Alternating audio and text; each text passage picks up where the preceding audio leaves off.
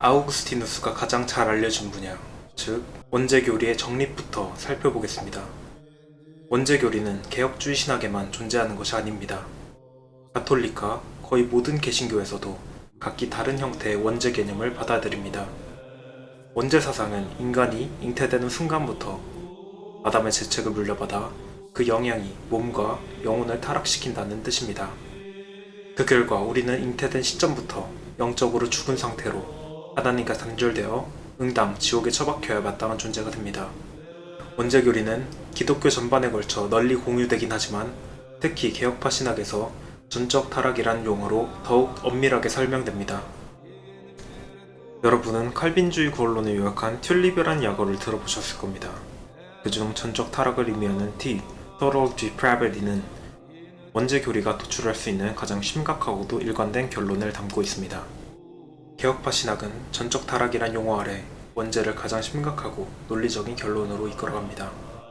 즉, 우리는 잉태된 순간부터 영적으로 죽어 하나님과 격리된 상태이므로 구원을 위한 하나님의 은혜가 임하기 전에는 하나님을 찾거나 경건을 바라는 마음이 없고 선을 행할 능력도 없습니다.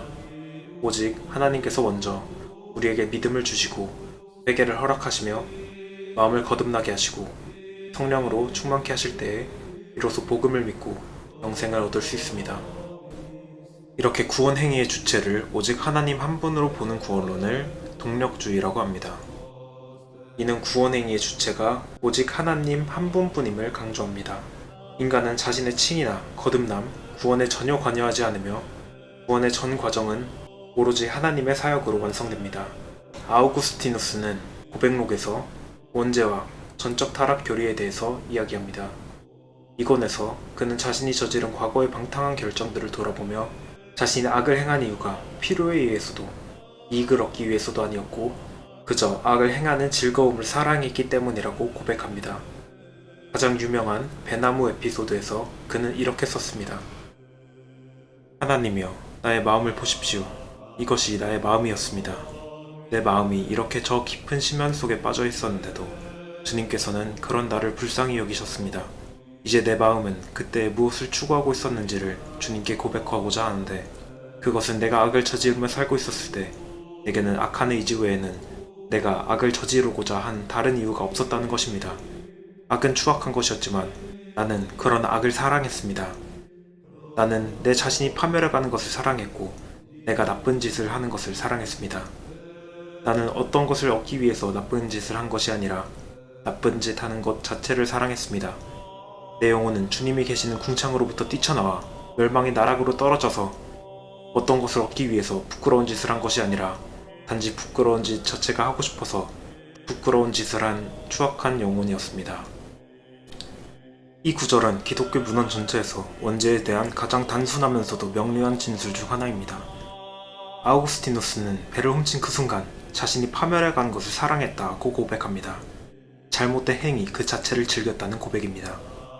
이어지는 7장에서 그는 다음과 같이 묻습니다. 자기 연약함을 깊이 돌아보는 인간 중 감히 자신의 노력으로 성결해지고 죄에서 자유롭게 되었다고 주장하면서 회개하는 자의 죄를 용서하시는 주님의 자비에 대한 필요가 적어졌으니 주님을 사랑할 필요도 적어졌다고 말할 자가 있겠습니까? 여기서 아우구스티누스는 자신의 연약함과 죄의 예속 상태를 아는 자가 스스로의 노력만으로 스스로를 구원했다고 감히 말할 수 있겠는가? 라고 묻습니다. 다시 전적 타락 교리를 환기시켜보면 인간은 스스로를 죄에서 구원할 수 없습니다. 죄의 종인 우리가 먼저 움직일 수 없으므로 하나님께서 자유케 하셔야만 구원이 임합니다. 그럼에도 불구하고 나의 쾌락은 그 배에 있었던 것이 아니고 도둑질이라는 죄를 저지르는 데 있었고 내가 그 죄를 저지르는 데에는 친구들과의 공모가 일조를 하였던 것입니다. 아우구스티누스는 사장에서 했던 고백을 재확인합니다. 죄의 이익이 아니라 죄 그 자체를 사랑했기에 죄를 지었다는 고백입니다. 사건의 15장에서는 뛰어난 웅변가인 아우구스티누스 자신조차 자신의 마음이 여전히 부패했음을 인정합니다. 나는 내가 무슨 말을 하는지 몰랐다. 누구도 가르쳐주지 않았고 악은 실체가 아니며 인간의 마음이 변치 않는 최고선도 아니란 것을 내 스스로 아직 깨닫지 못했기 때문이다. 이 구절은 본래 아우구스티누스가 한때 믿었던 마니교 사상의 전제를 보여줍니다. 마니교는 선과 악을 끊임없이 대립하는 이원적 실체로 보았는데 여기서 벗어나 악은 실체가 아닌 선의 오염임을 깨닫게 된 것이지요. 비유하자면 악은 자동차의 녹과 같습니다. 자동차가 없으면 녹도 없듯 악은 선을 부패시킬 때만 존재합니다. 이러한 깨달음을 통해 아우구스티누스는 악은 선의 타락된 형태임을 성경적으로 이해하게 됩니다. 그가 이어서 말합니다. 범죄의 충동이 생겨나는 원천인 영혼의 정서가 악해져서 오만방자하게 제멋대로 움직일 때 범죄들이 일어나고, 육신의 정욕이 생겨나는 원천인 영혼의 욕망이 제어되지 않고 그 고삐가 풀렸을 때 부끄러운 악행들이 일어난 것과 마찬가지로 이성적인 정신 자체가 악해졌을 때에는 잘못된 오류들과 거짓된 생각들이 우리의 삶을 오염시키게 되는데, 당시 나의 삶이 그랬습니다. 나는 내 영혼이나 정신은 그 자체로 진리의 본성을 지니고 있지 않기 때문에 진리에 참여하기 위해서는 다른 빛에 의해서 조명을 받아야 한다는 것을 알지 못하였습니다. 하지만 나의 등불을 켜서서 내 흑암을 밝히실 수 있으신 분은 오직 하나님뿐이시고, 우리가 다 그의 충만한 데서 받으니 주님은 곧 참빛, 곧 세상에 와서 각 사람에게 비추는 빛이십니다. 하나님은 변함도 없으시고 회전하는 그림자도 없으신 분이십니다. 성경을 인용하기 전에 그는 양심의 타락과 진리를 알기 위해서는 하나님의 조명이 필요함을 고백합니다. 그리고 시편 18편, 요한복음 11장 6절과 9장, 야고보서 1장 17절에서 말씀을 인용하며 전적 타락 교리를 잘 보여줍니다. 6권에서 아우구스티누스는 암브로시우스의 설교를 듣고 기존 마니교 및 신플라톤주의와 기독교의 가르침을 비교합니다. 4장에서 그는 이렇게 고백합니다. 내가 하나님을 믿을 수 있는 사람이었다면 치유를 받았을지도 모른다. 마음의 눈으로 당신의 영원하고 변함없는 진리를 더 선명히 볼 수 있었을 테니 말이다. 하지만 나쁜 의사를 만나본 사람은 좋은 의사를 앞에 두고도 믿기를 두려워하듯 내 병든 영혼도 믿음을 통한 치유를 거부했다. 거짓 교리를 믿을까봐 겁이 났기 때문이다. 여기서 내 병든 영혼은 오직 믿음을 통해서만 치유될 수 있었다고 고백하면서 만약 믿을 능력만 있었다면 치유되었을 것이다 라고 말합니다. 하지만 치유되지 않았으므로 곧 믿을 능력이 없었다는 뜻이 됩니다. 그렇다면 이 믿음은 어디에서 오는 걸까요? 아우구스티누스는 바로 다음 문장에서 이 질문에 답합니다. 내 영혼이 치료의 손길을 거부한 것은 오히려 그 믿음의 약을 준비하고 나눠주신 이가 주님, 하나님이셨기 때문이다. 그 약이야말로 이 세상 질병을 치료할 강력한 명약이다. 아우구스티누스는 여기서 전적 타락 교리를 명쾌히 정리합니다. 그는 자신이 믿음으로만 치유될 수 있다는 것을 인정하면서도 동시에 믿을 수 있는 능력이 없었기 때문에 만약 믿었다면 치유되었을지도 모른다는 사실을 인정합니다. 따라서 믿을 능력이 없었기 때문에 아우구스티누스가 믿음을 가질 수 있는 유일한 방법은 하나님께서 아우구스티누스에게 믿음을 준비해 주시고 믿음을 주시는 것 뿐이었습니다. 8권은 동산의 무화과 나무 아래에서의 장면으로 잘 알려진 개종서사에 이르는 과정입니다. 내 의지는 원죄로 속박되어 스스로 하나님을 믿을 능력이 없다는 고백이 여러 차례 나옵니다. 나는 다른 어떤 일보다 훨씬 기꺼이 하고 싶었던 그 한 가지를 하지 못했다. 왜냐하면 그것을 하고자 하는 의지를 내는 순간 즉시 실행할 수 있었기 때문이다. 의지를 내는 것이 곧 행위를 하는 것이었는데도 나는 그것을 하지 않았다. 여기서는 행위 능력과 의지는 동일하다고 전제한 뒤 의지했으면 당연히 행동했을 텐데 하지 않았다 라고 함으로써 내가 믿고자 하는 의지도 없었다는 점을 드러냅니다. 이는 다시금 그의 개종 이전 타락 상태를 가리킵니다. 만약 아우구스티누스에게 예수님을 믿으려는 의지가 있었다면 그 의지대로 즉시 믿었을 것입니다. 그러나 믿음의 행동을 전혀 하지 못했다는 사실이 곧 믿을 의지조차 없었다는 증거가 됩니다. 이는 앞서 언급했던 바와도 통합니다. 인간은 아담으로부터 대물림된 타락한 본성 때문에 스스로 하나님을 믿을 능력이 없으므로 믿음을 부여하시는 주체는 오직 하나님 한 분뿐입니다. 8권 마지막 장면인 12장에서 마침내 아우구스티누스의 개종 이야기가 나옵니다. 아우구스티누스는 그간 아들의 개종을 위해 수년간 기도해온 어머니 모니카와 대화를 나누는데, 여기서 아우구스티누스는 자신의 개종이 하나님의 손길임을 이렇게 고백합니다.